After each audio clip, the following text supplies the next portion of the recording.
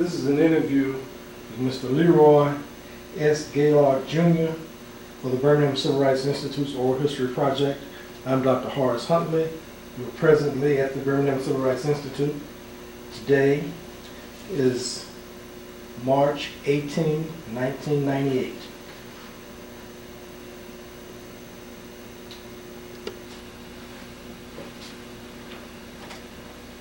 Okay, Mr. Gaillard, I want to thank you for, first of all, taking your time out of your busy schedule to come and sit and talk with me. It's a pleasure. Thank you. I want to just start by asking you about some background. Were you born in Birmingham? Born in Birmingham, yes. Born in Birmingham. Were your parents from Birmingham? No. My mother was from Columbia, South Carolina. My father was from Charleston. My mother was met at Tuskegee. Oh, And okay. then my father came to Birmingham and opened a plumbing business. Right. And my mother came to Birmingham after she got married. She taught at a school.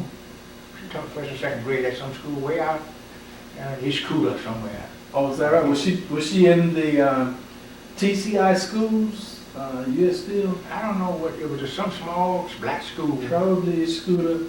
They had these company schools in these I know Scooter. the way out of it was on the other side of all of the cemeteries.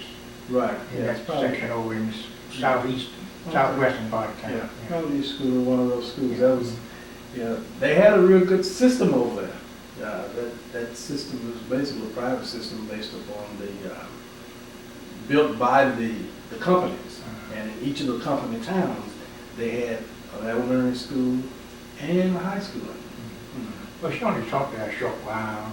After she started having children, my father told her to stay at home. Oh, okay. So she did that. She stayed did home. that, yeah. Both went to Tuskegee? Over at Tuskegee. Oh, okay. And then your father, what kind of work did he do? He was a plumbing contractor. Okay. So he had his own business? Yes. Okay. And how big was his business? Did he have other people working with him? Oh, yeah, he had 7 trucks and a number of employees Okay. until the Depression hit in 1929. Right. And then all the trucks got parked and business. He used to have to work for, people paid him off sometimes with a pig or some eggs or something, just fruit from the garden. But nobody had the money back in 1929, 1930. Right. Right. Do you remember those times, the 29 and 30, when they, Yes. what was it like growing up during that time? Well, as a child, only 9, 10 years old at that time, I didn't really miss it. We ate every day, and it was kind of rough on my father, and so we only really heard about the Depression. Right. My brother and my sister, we only heard about the Depression. We knew the money wasn't flowing. My dad didn't have as many cars and trucks as he used to have. We knew something was wrong. But along about the mid-30s, it started clearing up. But they had what they call the National Recovery Act then, when the minimum wage was something like $14.75 a week. Yeah, that was, you know, Late 20s, early 30s. right, 1933 was from the NRA, the National Industrial Recovery And Act. anybody doing business employed would have paint signs on their cars and trucks that they paid the minimum wage of $14.75 a week, $14.75 a week. That was big money. Big money. What community did you live in? Smithfield. What kind of community was Smithfield at that time? Smithfield, I guess you would classify it as an upper middle class black neighborhood. I would say upper middle class. You had the money makers in the town were the doctors, a few lawyers, one or two independent business people, the railway mail clerk, the postman, and the railroad fireman. They were the big money makers in the community. And the area where I lived was basically predominantly mail carriers, firemen, railroad pullman porters, Teachers? a few teachers. Teachers? Few teachers. What about the ministers? Well, Bishop Brown lived about a block from me on one side, and there was a Bishop Shaw who lived on 8th Avenue at 5th Street, I think it was. There was a Bishop Blunt who lived on 6th Avenue down behind my father's house, about 3-4 blocks. It was kind of loaded with bishops around in that neighborhood. Yeah. Oh, yeah. How many brothers and sisters? I had one sister and one brother. They're both deceased. Okay. Were you younger? My sister was older. I'm the number 2. I'm second. Okay. My brother was third, yeah. what school did you start first grade? I started first grade at West Sipco Elementary School, out near the Sipco pipe shop. Went down what they call the pike, about 2-3 miles down the pike.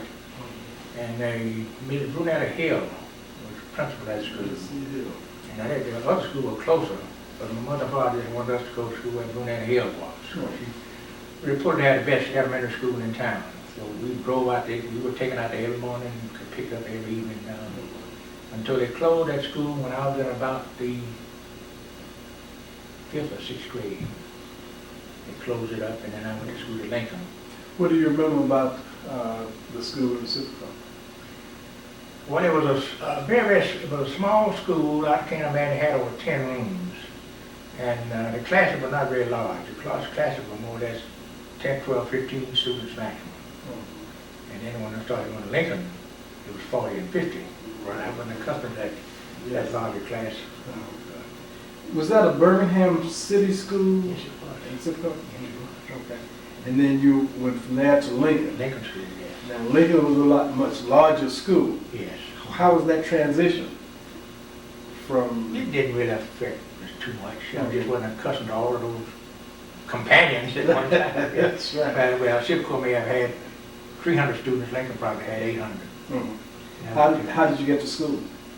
To Lincoln? At Lincoln, we walked. You walked? We only lived about 8-9 blocks from Lincoln. Mm-hmm. And, I used to enjoyed running everywhere. I ran to school from the time I hit the ground at home to the time I got to school. I was running. I ran all the way. Is that right? I walked back in the afternoon. Yeah. Now, Lincoln, then I guess it was a neighborhood school at the time. Kids basically from this general area. Yeah, A.H. Darvin was the principal at Lincoln School at the time I was there. Mm-hmm. Were you active in any extracurricular activities at Lincoln? I started out with track because I used to run every morning. I could run a long distance, but I never participated on anything. I never went to train with the track team. Mm-hmm. I never ran with the track team. I just went on the lead field and watched them run. Oh yeah. Okay. So you. I was a spectator. That's right. And then from Lincoln, you went to industrial. Industrial school. Industrial. A.H. Parker was the principal there. Right. What do you remember about Dr. Parker? He was short in stature. He looked like a white man to some too. Most people would classify him as, you just saw him, you would think he was a white fellow. Right. But he wasn't. And he was strict. And he had, then at that time, the largest, it was the only high school in Birmingham for black, well, for Negroes at that time. Right. For In the blacks. city. Yeah. In the city of Birmingham, the only high school. So they had over 3,000 students. Hmm. And it was the largest high school, I understand, in the country. Right. Had that, in terms of that many students. And the only reason was because they didn't have one school for the whole city of Birmingham for black students. That's right. Yeah. And they had some good instructors, and I remember that was Professor Watley who had a band here one time. He taught French and also taught music. There was Bill Elston who taught automobile mechanics. And William Jackson taught drafting. That's where I took drafting. Professor Watley's brother, I forgot his name, he taught shoe repairing. And Al White taught, I forgot what Al White taught, printing. White taught printing. Anyway, they had the basic trades were there, and that's what we did. It was an industrial school. Yeah. We took trades. Well, I noticed you mentioned only male teachers, so you had a lot of male role models. Well, yeah, and you didn't have any female teaching in the industrial part for boys. You know, they had an industrial part for the girls that taught viticulture and cooking and sewing and stuff like that, and they had all female instructors. Okay. What about the academic courses? They were in another building. They were on the building on 8th Avenue. Technical building for boys, and the girls were on the back toward 9th Avenue. And the big building was where they had all the academic classes. And you went to academic classes part of the day, and the other part of the day you spent in the industrial department. Mm-hmm. And they had a mixture of female and male instructors in that department. Yeah. Is there anything that stands out in your mind about your experience at Park High School? You know, many people have these stories to tell about the time that they spent at Parker, the people that influenced them. Was there anybody that had an influence on you that that stand out in your mind? Well, I was always interested in automobiles, and Bill Elson taught auto mechanics. And that's where I really started out in the automobile department. But I really wasn't that interested in it because my father was in plumbing and involved in construction, so I wrote on stuff for him. So I said, well, I'll take drafting, and that would lead into some woodworking and so forth. So I took drafting instead of, I switched from automobile mechanics to drafting. And Bill Jackson, Bill Jackson, who was fresh out of Tuskegee, was a drafting instructor, not an issue though. Fella named Walter Purdue was a original drafting instructor. And then when he moved, he left and went to Tuskegee. And then Bill Jackson came in fresh out of Tuskegee and started teaching drafting. I expected Professor Watley had more impact on the male students than a lot of the females, because they had some girls taking printing. And I think he probably had the greatest impact of any of the instructors at the whole institution. He probably one of the more popular Instructors he had. What was it like growing up in Birmingham, Alabama in the 20s and 30s? Well, the first time I knew anything about any segregation at all, any separation of races, was probably about in the early 30s. Because I grew up in where the Italians had stores. So I grew up with Italian boys and black boys, and we all really didn't know that much about segregation until one day a fellow named Anthony Rosetta, who was Joe Bruno's brother-in-law. Joe Bruno married his sister, and he married two of Tony's sisters. And he married Rosa, who was the older sister, and she died, and he married a younger sister by the name of Teresa. But Tony and myself just got on the streetcar and went in the same door and paid our money, and the man said, and so we just sat down. And we sat down pretty close to the middle of the car, and the boy, the conductor told Tony, said, boy, you can't sit there, you have to sit up front. And I didn't know, but at my first real identification with segregation, I said, now what is that all about? But I did remember that my father had told me when we passed the fairground out there one day, we couldn't go in there because of the law. The law kept us from going there because we were Negroes. But at that age, you just accepted it because there wasn't anything you could do about it. But we were somewhat isolated from that. We never had to ride, except that one or two times, never rode this public transportation, so we didn't run into that. And we just kind of stuck around in our Smithfield neighborhood. Everybody for blocks around knew everybody else in the neighborhood. Until we got to high school and started courting, and we decided to go to Tiddlerville or North Birmingham and Collegeville and see some girl, and we got to run away with bricks. That seemed to be a staple of Birmingham. Yeah, you just didn't come into Inslee if you lived in Smithfield and start courting the girls out there. You wouldn't do that. Yeah. So your encounter on the streetcar. The bus, was it a streetcar or a bus? Streetcar. On the We streetcar. didn't have buses, we had trolley cars. Right. That was my first impact. And the man told Tony he couldn't, we just sat down together at the time. He told Tony, you have to move up here.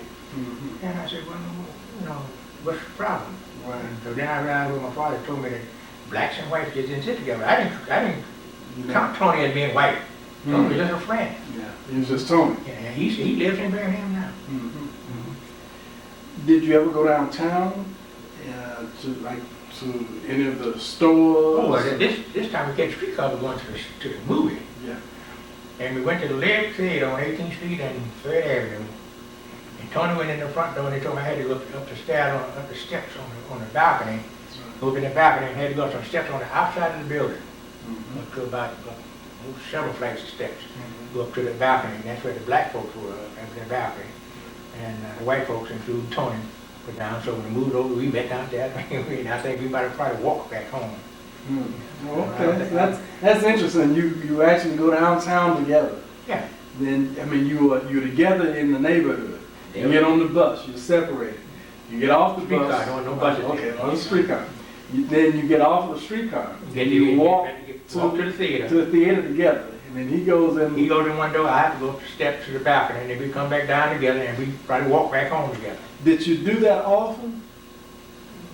Well, by that time, we knew how to play the game then, so we knew what to do, what not to do. Yeah. So a lot of things we avoided doing because of that. Right.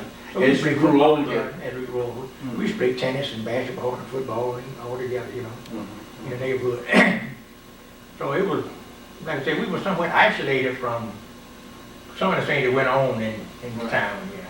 Where did he go to school? I think he went to Graymont, down on Weaver Street and 8th Avenue. Tony went to Graymont School, which was down in the western part of town, down near where Lee Field is now. Okay. In the high school, we probably went to Phillips. He probably went to Phillips High School, but I don't recall.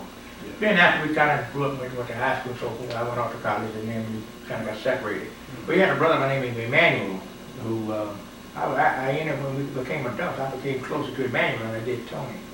So Tony, I think he worked with Joe Bruno, and some of Bruno was staffing his stores, and he started up with a small store that his father-in-law gave him on 3rd Street and 9th Court.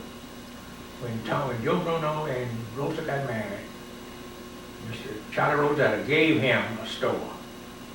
Still in the neighborhood, gave Joe Bruno a store on 3rd Street and 9th Court. And they operated that for years. Is that right? After high school, what did you do? So I worked that summer with my father, and my father went to school at Hampton. You went off to Hampton. Yeah. What did Tony do? I don't remember. Okay. I haven't had much contact with Tony since high school, school. since in the late 30s, yeah. Why did you decide on Hampton? Well, my father went to Tuskegee, my mother went to Tuskegee. I had, at one time, my father, my grandfather, had a slaughterhouse and a meat shop, butcher shop in Charleston. We had something like 6 or 7 children in Tuskegee all at one time, so he decided to take a job at Tuskegee as a school butcher. And so he opened a small butcher shop in Tuskegee on Farmer Street. How many children you said that was at Tuskegee? He had 5 or 6 children in Tuskegee at one time. I thought you said it was just 3 of you. No, it was my grandfather's, Oh, my father and his siblings. Oh, okay. Well, we had Tuskegee all at one time. Oh, I My see. grandfather took a job at Tuskegee. And we used to go to Tuskegee so frequently. I knew all about Tuskegee. I wanted to go someplace different. Okay. So when I finished high school, an instructor at Miles College by the name of Burke Marshall was a Hampton alumnus. And she said, you ought to go to Hampton. So she sent and got an application, a catalog, and I filled it out, and they accepted me, and I went up to Hampton. And I took carpentry as a trade, and then I took 2 years toward a bachelor's degree in building construction technology. How did you get from Birmingham to Hampton? On a train called the Seaboard Airline Railroad. Went from here to Atlanta to up to North Carolina, Richmond. Had a change in Richmond to the C&O, which came out of Cincinnati, and went down to Hampton. Was there ever any question about whether you were going to college or not? No, never. That was just a given. I was going, all 3 of us were going to school, going to college. And no question what. We went through school until we finished college. Okay. Well, how was that transition from high school at Parker to Hampton? Now, Parker probably was as big as Hampton at that time. Oh, Parker was when I went to Hampton, we were 900 students. Mm. And Parker had over 3,000 when I left there. So it was more or less Hampton, as it is now, because we had thousands of students there now. But it was like a little city within itself. Everything you needed was right there on the campus. And you were somewhat isolated from segregation then. Because it wasn't as bad up in Virginia as it was down here anyway, because of the educating institution in and around the community. And I guess the white folks were a little bit more intelligent up there than they were down here. Yes. Yeah, right. So, did you like Hampton? Oh, yes, for sure. Mm-hmm. So you did, what, 4 years there? No, I did 5. I took 3 years in what they call the vocational section, leading up to building construction. And I took a 2-year degree course Right. It took me 5 years. Okay. And what after Hampton? Well, after Hampton, well, let's see, I finished Hampton on April the 12th, 1943. But prior to that, the World War II had come about. And I was at Hampton when the Japanese invaded Pearl Harbor. And we got a word through the Dean of Men that any of us who wanted to finish school, the Army had said, and the government had said, if we would volunteer for one of the services back in November, December of 42, they would permit us a deferment to go and actually do it until after we graduated. So we all did. All of the senior men decided to volunteer for the Army in December of 1942. And they went on active duty almost within a week after finishing school in April of 43. Where did you go? I was first sent to Fort Meade, Maryland for induction. And then from there I went to Fort Belvoir, Virginia, where I had my basic training at the Corps of Engineers. And they gave me what they call an identification number, occupational identification number. And they looked at me and just gave me a classification as a draftsman. I thought that was my experience. And so then I got to Fort Belvoir, and they told me that they didn't have any. No, after I finished Fort Belvoir, I went to Camp Lee. That's where I was supposed to get an assignment as a draftsman. But they told me they didn't have any black draftsmen. What if they meant Negroes then? I just have to use the word black. I'm accustomed to it now. And so they gave me, they told me they would like to make me from a private to a master sergeant if I would accept a classification and another classification and go out to Fort Warren, Wyoming. I said, I don't want to go out there. I said, no, I don't want to change. See? And so then they said, we don't have the play, we don't have it. The draftsman classification was 070. I never shall forget that. And so they put me in what they call a salvage and training school where they had illiterates. And so I started teaching construction to illiterates in terms of how to build things. And we patterned barracks and things like that. They were two more soldiers. This was at Lee? It was at Camp Lee, Virginia, outside Petersburg. So did you ever go overseas? No. Colonel Stone, who was the only black colonel in the military at that time. What was his name? Colonel Snowden. Snowden. And he called all the non-commissioned officers in and said that he had received orders that anybody who had been there over a year or two had to be reassigned and prepared for overseas duty. So he said, now, any of you fellas who want to go to officer candidate school, I'll get you in there right away. So we all signed, most of us signed up for officer candidate school, went to officer candidate school. And finished officer candidate school in 1944 or 45. Where was that? At Fort Lee. At Fort Lee? Camp Lee. And how long did you remain in after you went through officer training? Well, that's very interesting. While I was in officer candidate school, I made a trip down to Hampton to a football game. And that was a Colonel Russo who had charged ROTC there. And when I was in school, I used to help him with surveying instruments, teaching the students surveying instruments, but I was taking engineering and architecture. And so he saw me in officer candidate school, so he said, I'm glad to see you go to officer candidate school. So I said, okay. He said, it's a nice place for you, because we need more men in the Army like you. And I didn't know anything at all about it. But at that time, he picked me to come to Hampton as his assistant, but I didn't know. Is that right? So when I finished school, all the other officers I finished school with, started getting shipped out, and I'm still there. And so I was there for 3 months. And I'm still being transferred from one company to the other. And all of a sudden I got a telegram from the 3rd Surgery Command Headquarters to report to Hampton Institute with the least practical delay. He had put on a request, Colonel Russo had put on a request for me to come to Hampton to work with him. And that's where I stayed until I did my tour of duty. Is that right? Right there at Hampton? Right there at Hampton. I'm assistant professor of military science. Okay. Well, I'm sure that was a good experience. Oh, yeah. Like going back home. And then when I got ready to get out, the dean of men tried to get me to stay there and become the dean of men. I said, no, that's out of my field. So what did you do after you got out?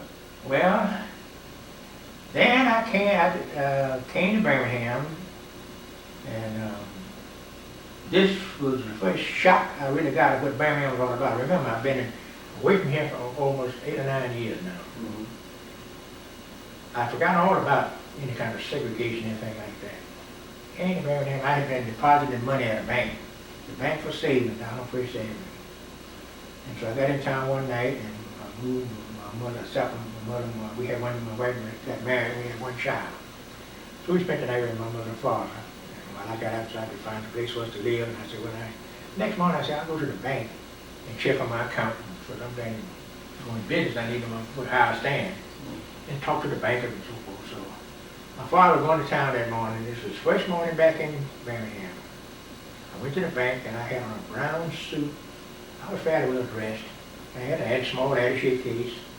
So I got on the streetcar to go back to my father's house, and I had $1. And I put $1 in the tray, and the motorman looked up at me and said, "You must be about a busy little nigga, you ain't got change for $1. I said, "Oh, no. Where am I? This is Birmingham." And at that time, the motorman had pistols. So no need to get up and just take your change and go sit down. Mhm. But the next day, I went to the bank and drew some money out and bought me a car. I have never been on the city of Birmingham public transportation facility since. Is that right? In 40-some years, I never. There was some incentive for That was you. it. Buy me a car. And I have never been without a car since. Why did you decide to come back to Birmingham? Well, actually, I had worked with my father, and I knew just about everybody in the community, teachers and doctors and preachers and ministers. And I said, if I'm going to start a construction business, they're going to be doing some construction down there. Might as well go where I know somebody, somebody knows something about me. So I came working with my father for a while, and I branched out and got my first job repairing a house, and so then it just took off from there. In a few years, I built an office building on Fenner Avenue, and I bought a house, and I sold it, and built a house. And but that experience coming back to Birmingham was a shock. I mean, I wasn't ready for that when the man told me that. Now, you had lived in D.C. before you came back. I didn't live in, You never going to school, except for going to school, I never lived in Washington. Okay. You didn't go to Howard? I went to school at Howard, Okay. but I lived on the campus. Oh, okay. But was this right after Hampton or? This was right after Hampton, before I went to school at Howard, I think. Let me see, no. So after I finished Howard, I was coming in to set up my business and so forth. Okay. So you went to Howard after you came out of service? I went to Howard, I spent a year there, and I went to University of Michigan State, a year there. Then I came back home to stay here. And you was married by that time? Yeah.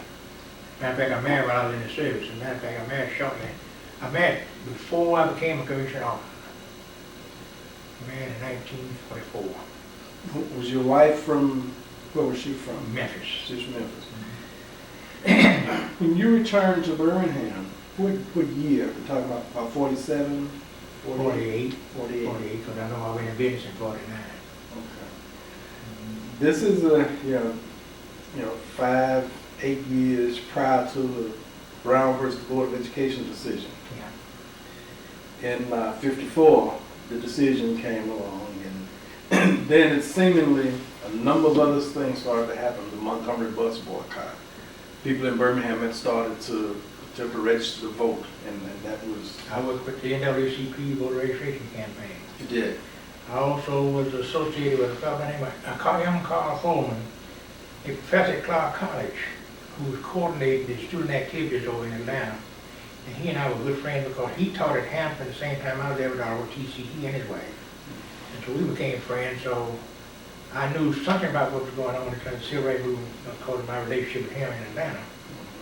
And on a Sunday that they had the bus burning, the bus freedom riders came to Birmingham, he called me and asked me to get an attorney and go down to the bus station about 4 o'clock that Sunday afternoon. Pardon me. So instead of getting one attorney, I got 2. I got J. Mason Davis and Aldale Billingsley. You probably know both of them. And another guy named Maurice Riles, who I think is now deceased. So we got him, I took him and got him in my car, went down 19th Street and parked across the street from the Trailway bus station. And we're just sitting in the car, waiting on the bus to come in. And, we've been there 15, 20 minutes, just sitting in the car talking. So our fellow decided he would go over, because the bus was running a little late. So our fellow business decided he would go over to the bus station and see what time the bus was coming, or if they knew anything about it. And while he was over at the bus station, a police car pulled up beside us, and the police got out and wanted to know what we were doing sitting there. So I said, we're just sitting there talking. I said, I'm at the post office. And I had. But we really were sitting there supposed to observe the Freedom Riders when they got with the bus. So he said, all of you get out of the car. So we got out of the car. He said, lock the car. He put us in a police car and took us to City Hall. They didn't get all there because he was over at the bus station inquiring about the bus being late. So they took Mason Davis, Maurice Ride, and myself to the City Hall. And we sat up there for 3, 4, 5 hours in a holding room. And I happen to have known a Captain Walker and a Lieutenant Rouse, because I was in business with another fellow in a nightclub in a restaurant on 7th Avenue, 14th Street, where the Gaillard Gas and Boys Club is now. Right. But we had a nightclub down there, so we had to employ officers when they had a dance, they had a band playing up there. So we used to employ Lieutenant Rouse, and somehow I forgot how I got to know Captain Walker. Captain Walker passed the door, and I saw him, and I called him. He said, what are you doing in here? I said, the policeman arrested had got hold of me and said that we were vagrants. He said, what? He called, and he went around and came back with somebody, and he said, I know this man, he's not going to mess up in that stuff that's going on out there. Mm-hmm. He said, a few minutes they came and said, y'all can go. So then he said, you want to take it back to your car? I said, no, we'll walk. We don't want no more police cars. So my daughter was at home, and my mother said, well, when went to Daddy? And they said, he probably out in jail. And that's where I was. Well, did you miss the Freedom Riders when they came? We didn't see any of that. We went at the City Hall while that was Was going. this the day that they were attacked? That's the day they were attacked. So you missed all. I missed all I was supposed to observe. Hmm. So then when I came home, I found my phone was tapped. Tried to go up to a neighbor's house across on the next street, use his phone to call Carl Holman in Atlanta to tell him what had happened to us, and we had missed it, and they had a big mess downtown with the Freedom Riders. Mm-hmm. Yeah, that's real interesting because, well, what did Ozell say? Was he? He laughed at us. But was he able to witness any of the activity that went on? I don't know what happened. I'm sure he did. Mm-hmm. Yeah, I'm sure he did. I'm sure he did. I'm not exactly straight about that because all that went on my mind when they picked us up. Well, Yeah. the movement got started, the Alabama Christian movement for human rights got started in 1956 with Fred at the head of that. Were you involved in that at all? Yeah, to some degree. As a matter of fact, I have a list of names here. Well, 8 of us went to Washington to talk with the Attorney General Kennedy. Mm-hmm. And we paid at our own expense. We decided that we were to go, and Lucius Pitts, who was then president of our college, he knew somebody at the Brookings Institute in Washington who made some inroads for us to have an appointment with the Attorney General, Robert Kennedy. And let's see, besides myself, there's John Drew, Oscar Adams, Bill Shortridge, James C. Montgomery, Lucius Pitts, Attorney Arthur Scholes, and Fred Shuttlesworth. We flew to Washington and talked to Kennedy about the danger and what was happening down here, and this is a place was going to explode. Okay. This was probably, what, 62? This was 61 or 62. This was over Chase bombing. Okay.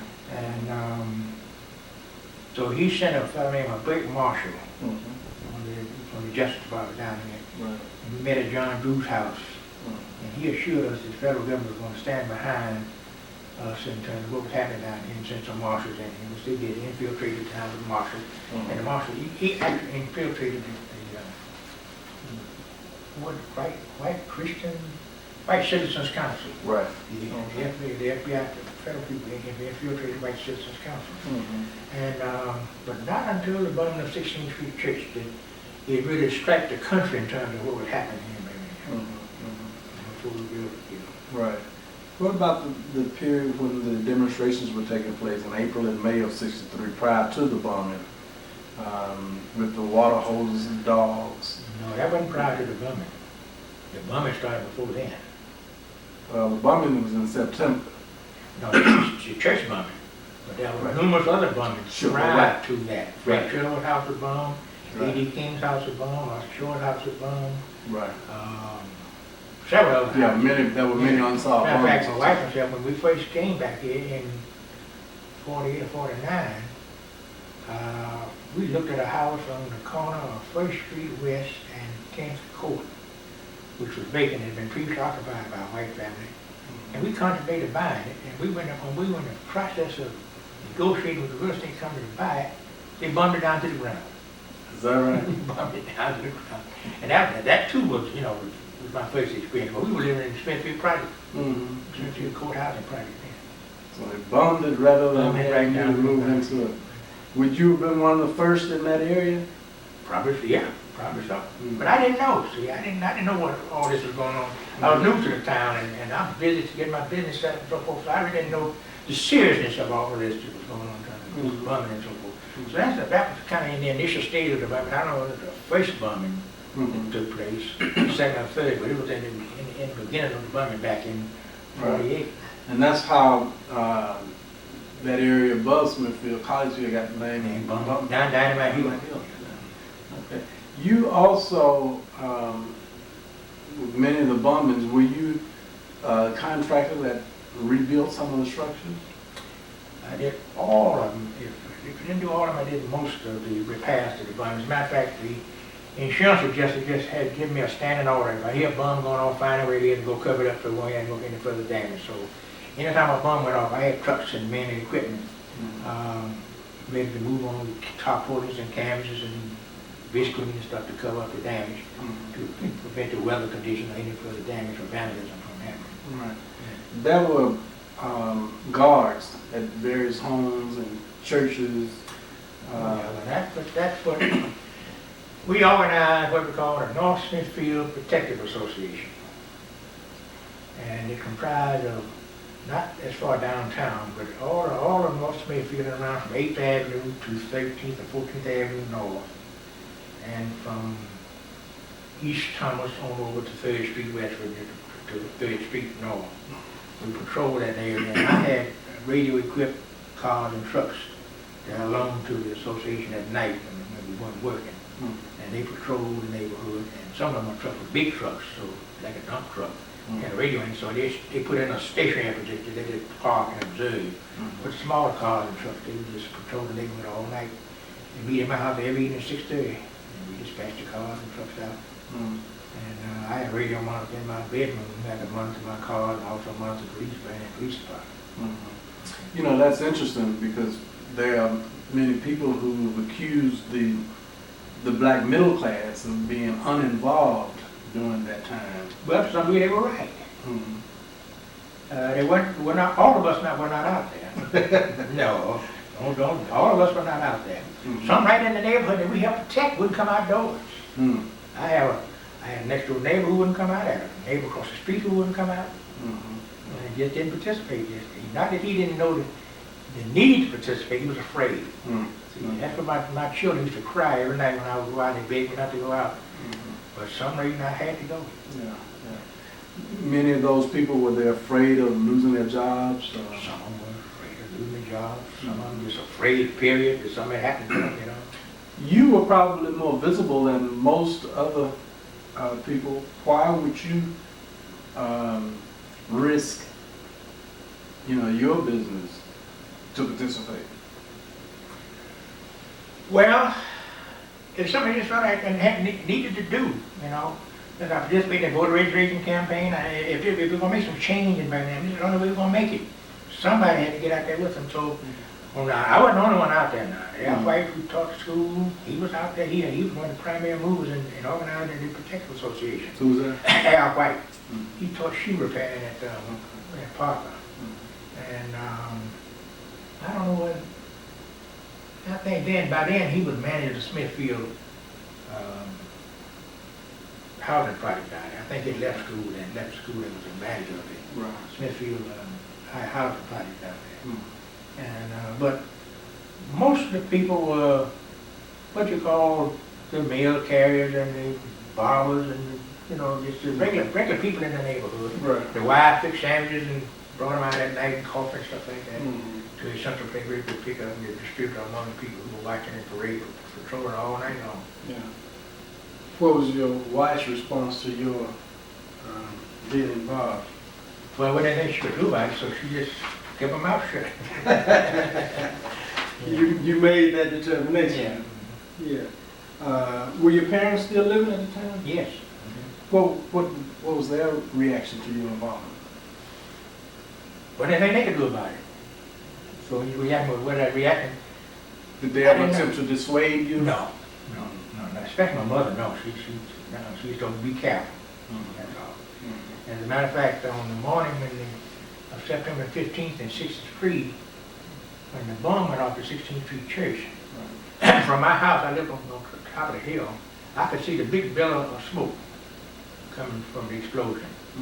And I was getting ready to go to church, and so was my mother. So I knew my mother was going to get ready to go. So I called her and told her. In the meantime, I heard on the police monitor that I had in my bedroom, get down to 16th Street Church. Some police cars go to 16th Street Church, got a bombing down there. I called my mother and told mother, don't go to church. The church has been bombed. And they asked people not to come in the area. But I'm out of that said nothing. My mother got in her car, she went down there, and the police tried to stop her. She said, young man, this is my church. I'm going down to see about my people. And it got on through. When you arrived at the bombing, were you allowed in? Later on in the day, remember the insurance company had this, police were accustomed to seeing me coming with my trucks, because I had flashing lights and so forth on the truck. So when they saw us coming, they kind of opened up and let us in. So I didn't try to go down there as a spectator. And then I went and got my men together, and we covered up some parts of the church after the people kind of cleared away. We covered up some windows and things. We tried to prevent any further damage. How many bombings, approximately, how many bombings do you remember doing work? Oh, I don't know. That's a question. But it actually started in 1948 when you got back, because they bombed the place that you were going to get up through. But I said, they didn't, the house they bombed, I was going to buy, never they fixed it back up, they just tore it on down and sold a lot. I can imagine 15 or 20 bombings.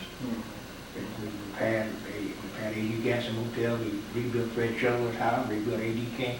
We built A.D. King's house initially, then they bombed it, and then we repaired it. And we were in the process of repairing Arthur Shore's house when they bombed it the second time. So that was two bombings there. Last got knocked out of my house 2 or 3 times.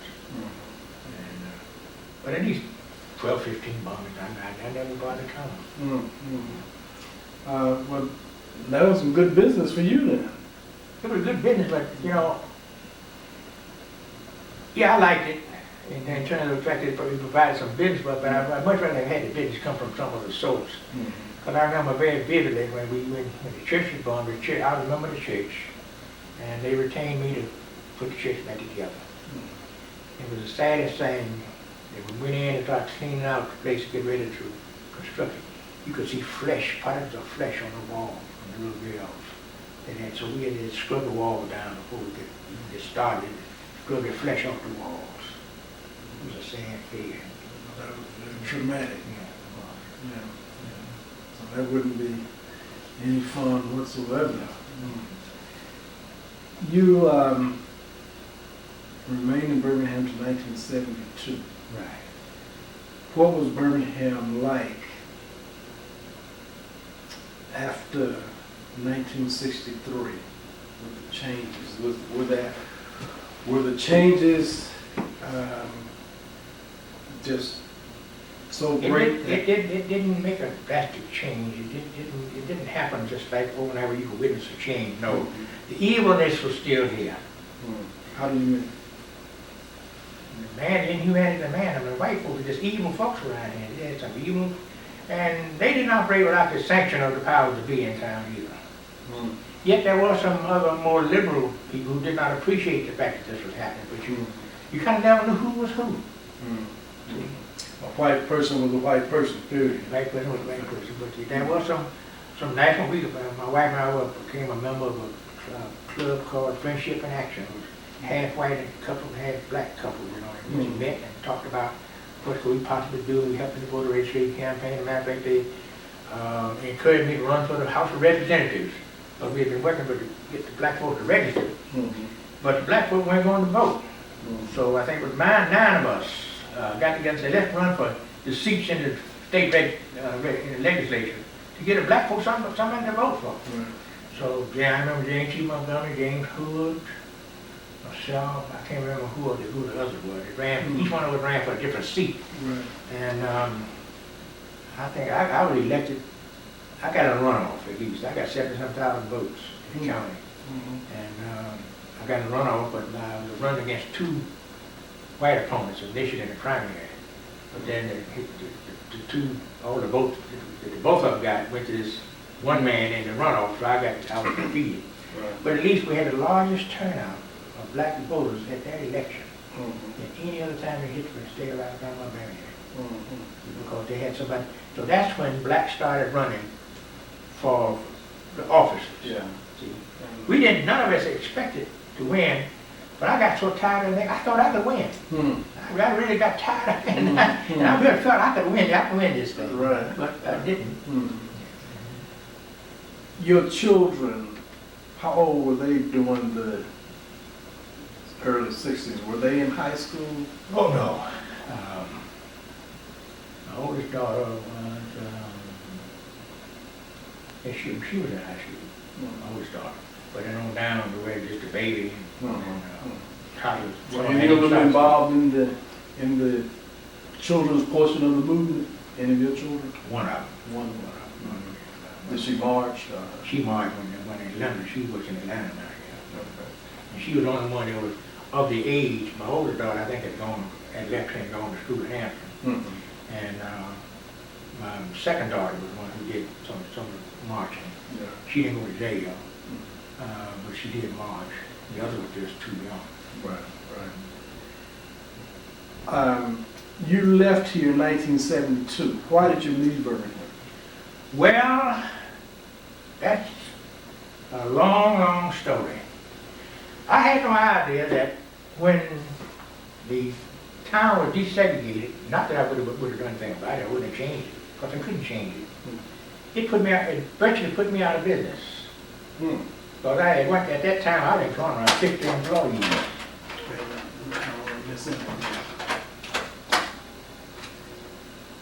You said that I had about 50 employees.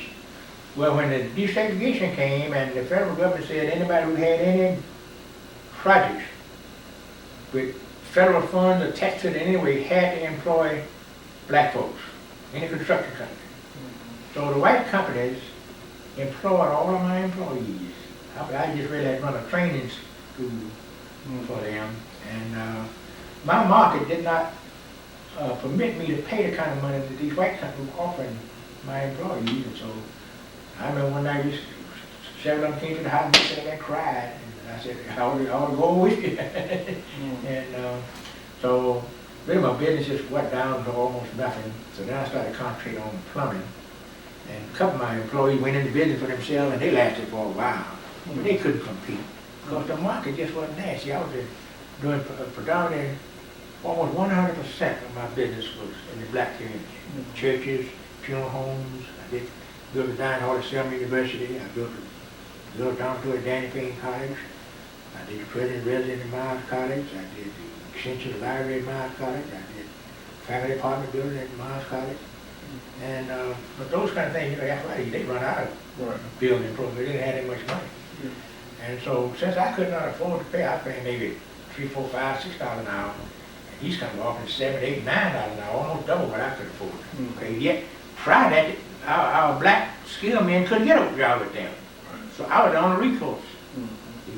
And then when they started hiring them, I lost them all. Now you were the largest black builder in Birmingham at the time? I would say at that time, rather than give egotism, I would think so. You know, we probably had the largest number of employees and the largest volume of business. that just went down. As a result of integration. Integration, That's very interesting because the same kind of thing happened with teachers. They lost jobs. Yeah. You know, and But what happens, I still had a fairly decent sized plumbing business. Because when my father retired, I just incorporated his plumbing business on into my construction business. So we were running doing construction and plumbing.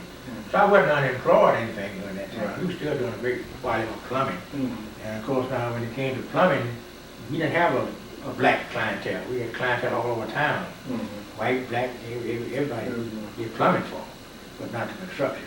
I recall that during the same time, a fellow by the name of Powell, a white fella, was shipped here by a Studebaker Corporation to operate the Studebaker retail sales over on 22nd Street at about 3rd Avenue, 3rd or 4th Avenue. And I had bought a number of trucks, Studebaker trucks from him. And so I got to know him, so he said, we're going to remodel this building.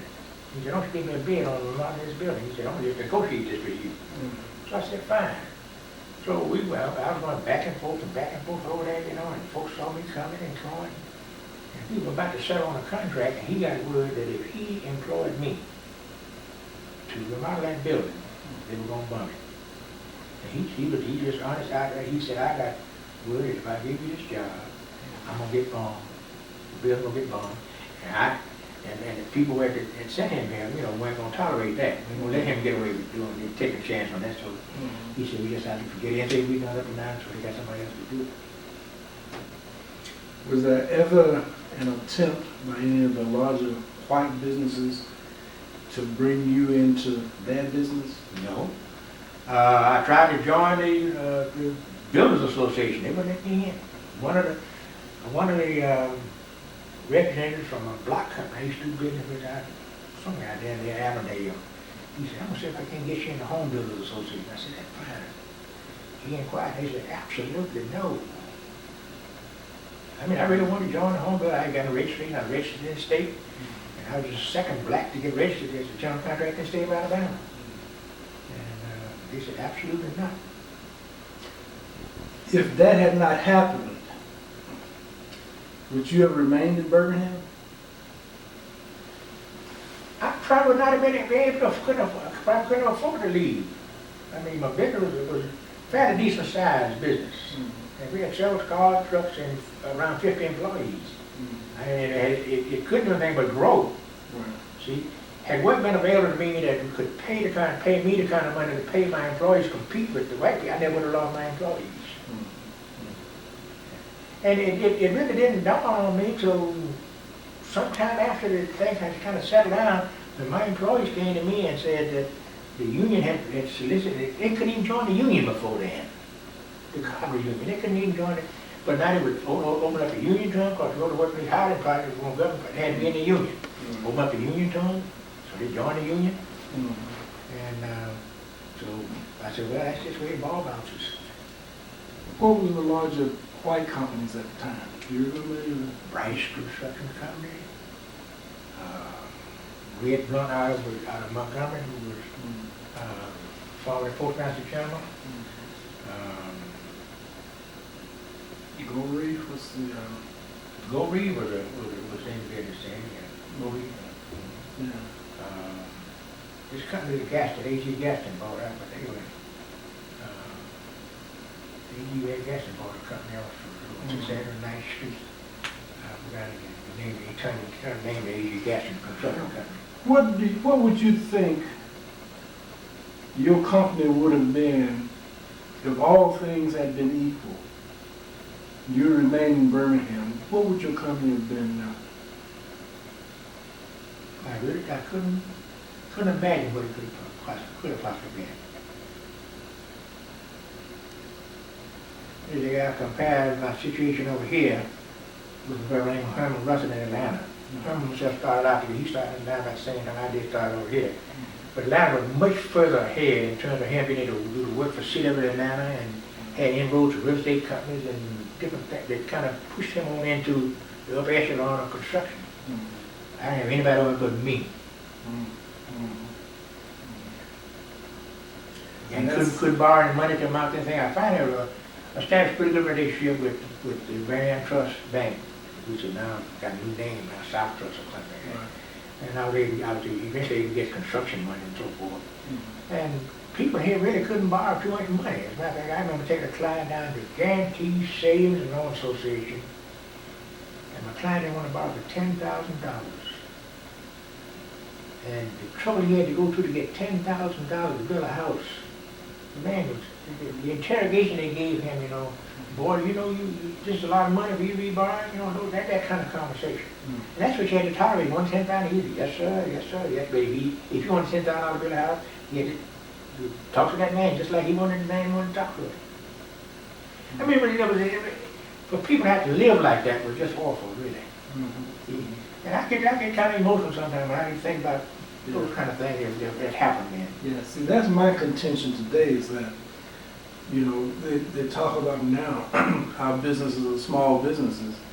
And I've always contended, even when I was running for office, that those companies that are large companies now, they're big because they had an advantage during the period of segregation. And they took that advantage and built. And that was at the detriment of black businesses that would have developed black businesses. No question about that. I had an office building, two-story office building, a warehouse, all kinds of equipment and everything. So when I left, went to Virginia, I went on a grant from the Department of Commerce and the City of Norfolk Model Cities program to run an organization giving management and technical assistance to minority contractors. And so I really went just for a while because they lost the director. I can't tell you about all that either. The NAACP retained me to go around the southeastern United States on weekends and organize minority contractors in Memphis, Nashville, Norfolk, Atlanta, Augusta, Columbus, and different places, Mobile, Montgomery. And as a result of doing it, I got to be known around, and so the executive director of an organization I organized in Norfolk died all of a sudden. And they called me and asked me would I come to Norfolk and give them some guidelines in terms of what could they do because they didn't have anybody to replace him. So they did replace him with his assistant, but he just flew up the thing on love. He didn't know what he was doing. So then they called me and asked me would I come up there and help them out. So that's how I initially got up there, to help them out on a temporary basis. And so I told him, I said, now you can't do this thing commuting. I said, we're going to need somebody permanent. And so when I evaluated it, the money that they offered me to come take this thing whole, when I evaluated that against what I'm doing down here and struggling, don't let me continue to struggle. Let me accept this. So my attorney said, that's the best thing in the world you can do. And it ended up being the best thing I could have done. Because eventually, my problem come there, tax problem, all those kind of things, and so my attorney told me to come down and close it up. I came and sold an office building, warehouse, trucks, cars, equipment, everything. He said, put the money in the bank, and money day, if you want to, you ever want to, you open another business. Well, I never have had to decide to open another business. When I look at the fact now that people just in the construction industry, especially among blacks, really don't want to work. It's unfortunate, but most of them really don't want to work. So after 1972, you never opened up another construction company? I got a lot. I took a registration in Virginia, thinking I might want to open a company up there. But then all I ever did was got the registration. I never opened a company. So what was your job then, and what did you? I was the executive director of the Tidewater Area Minority Contractors Association. And I had a staff of 26 people.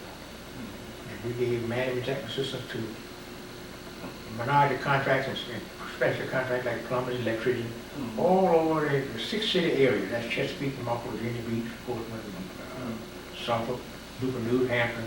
Were all of those black, or were they black women? Black, women, Indians, no whites. So you remained there for really the rest of your career? Yeah, from 1981.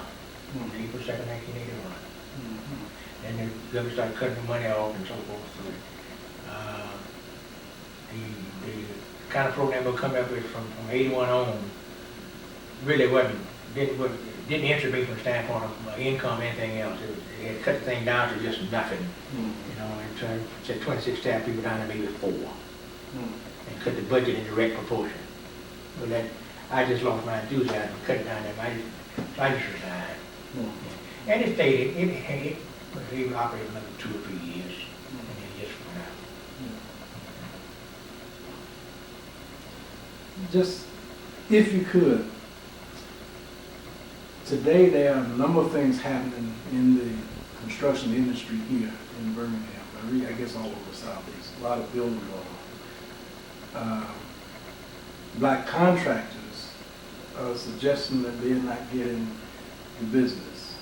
Have you looked into that situation at all? Do you know what's going on in the construction industry here? No, I don't. And I find that from what I can hear, the situation is about the same as it is just about universal. In some remote cases, you will find a black construction contractor who's qualified and he can back himself up in terms of having to save a little money, can get a bond, and can actually have an appreciation for the quality of workmanship. You know, that's one thing that in my company did. We put emphasis on the quality of workmanship. And but most of them, I find, even with the association I had an offer, wanted something for nothing. We made it affiliated with a company in Washington. I forgot the name of the organization now. But they let us have money, hundreds of thousands of dollars to make loans to our members, our construction contractors. And they bought a car, they did everything but what they supposed to do with that money. And I forgot how much money we lost for that group. You know, it was a high risk. They knew they were going to lose some money. But the amount of money they lost and how they lost it was just outrageous. Is that kind of behavior peculiar to black contractors? Does white contractors? I really don't know anything about the others. I doubt if you see, they don't have to have these kind of services for white contractors. White contractors come up in families and they come out of Auburn and University of Alabama and out of big schools and go work for it. They're pretty big company, they go work for it. There's no big company that a black man can go work for it. Now there is now. There is not what it wasn't at that time. Right. But he isn't going to go so far in companies even today. Right. There are not many today. That's right. They're not going to very far in the company that will accept them and give them a job. No, they're not going very far in that company today. That ceiling.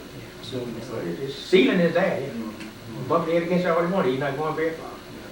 And then he may be making $40, $50, $60,000 a year. But he's not going to leave that and do what I did. I started my business on 28 borrowed dollars. 28 borrowed dollars. I paid $18 for a room, office in my son's Temple building, and $10 to have my telephone put in. And I never turned around. You can't do that now. You want to be now. You got to have money to advertise. You got money. You got to get to be known in the community, and you can't start small now. I guess you could. It'd be a long, hard struggle. You know, you've really enlightened me today, and I appreciate that time. I mean, just the whole concept of the economic development. I think you had such a wealth of information there, and I really appreciate it because that's one of the things that I've been talking about. Didn't know a lot about it. I know a lot more now than I knew previously. So I want to thank you. Well, you're quite welcome. Okay, it's a pleasure all mine. All right. See, that's